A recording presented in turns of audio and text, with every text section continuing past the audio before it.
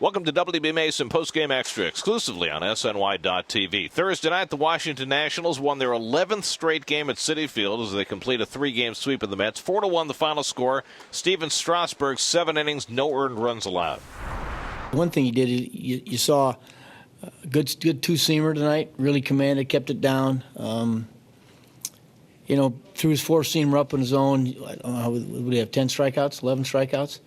And, he gets you hunting for the fastball, and then he can drop that curveball on you, and it's tough to hit. We hadn't seen him since opening day, and he was very good. Threw 3 or 4 pitches for strikes in any count. When you can back that up with 97-mile-an-hour fastball, that's for a long day offensively when you're throwing all those pitches for strikes. Yeah, he was just as dominant as he's been all season long. They got his record only to 9-10 this year, but we talked before the game, or I talked before the game, that he should be better than he has been, but he was outstanding tonight. 8 strikeouts, only 3 hits in his 7 innings of work, really only in trouble once during the game. And Dylan G gave up a couple of 2-run homers. That was enough to beat him tonight. Dylan pitched really well in his last game. Now he hasn't gotten a win in his last 6 starts, and it was just 2 pitches were enough, but he was off more than that, even though he only gave up 4 runs in 6 innings of work.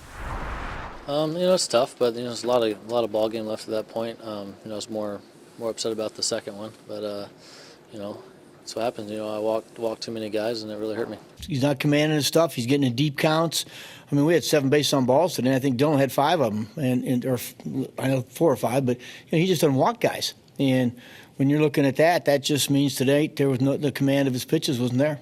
Sometimes that's just the way it is. The command's been on and off, and just keep working on it. But there's nothing really I can pinpoint that is making that a problem.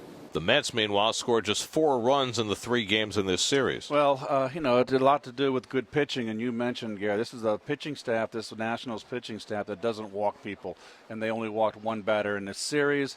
Mets today, they walked 7. 2 of them scored both runs again. The 4 home run night accounted for all the runs for the Nationals. Well, tonight, both home runs, that would be the 17th by LaRoche, and Harper's 6th were both 2-run shots and accounted for all 4 runs.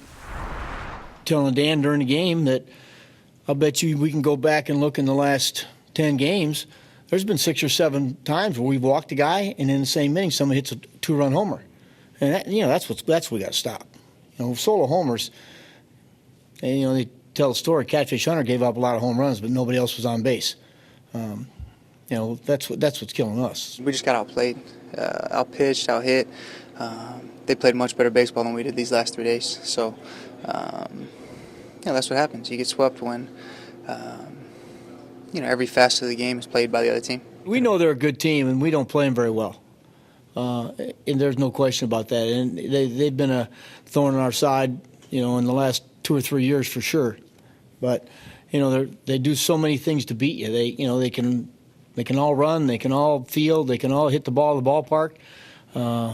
You really got to play your A game to beat them. And when you don't, they got enough weapons to beat you. So the Mets played 6 games with the first-place Nats the last 10 days. They lost 5 of 6. Now they welcome in the Cubs for 4 games starting on Friday night. Zach Wheeler makes a start against Travis Wood. 6 o'clock the coverage for Cadillac First Pitch Friday night on SNY. That'll do it for WB Mason Postgame Extra. Be sure to join us after every game for exclusive coverage on SNY.TV.